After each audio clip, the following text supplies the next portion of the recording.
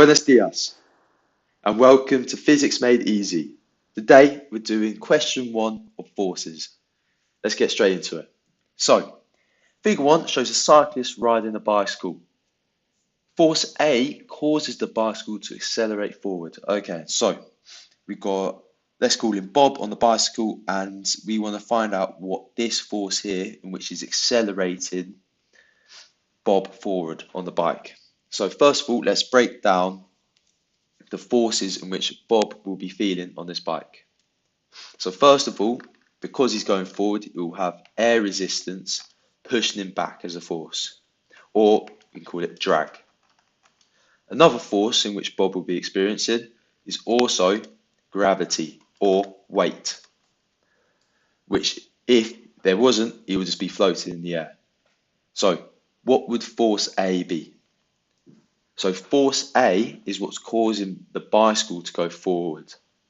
So if we look at a tyre as an example, which is going to be rotating this way, as we imagine that the bicycle is going to be going forward, the force A will have to be the friction between the tyre and the ground, which is causing the bicycle to go forward. So force A will be friction. Let's go to the next question.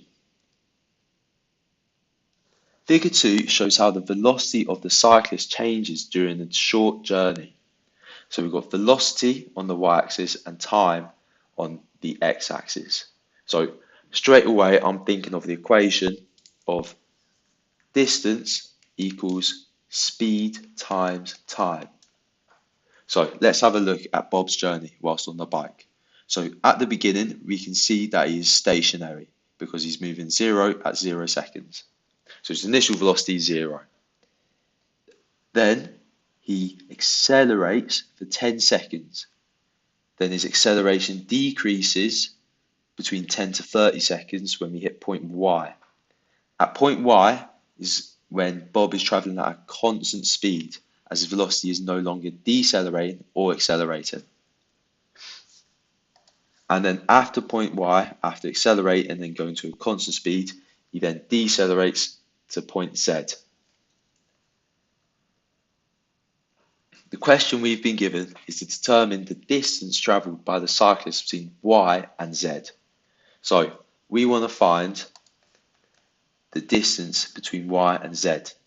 So we know that velocity or speed times time is the same as distance.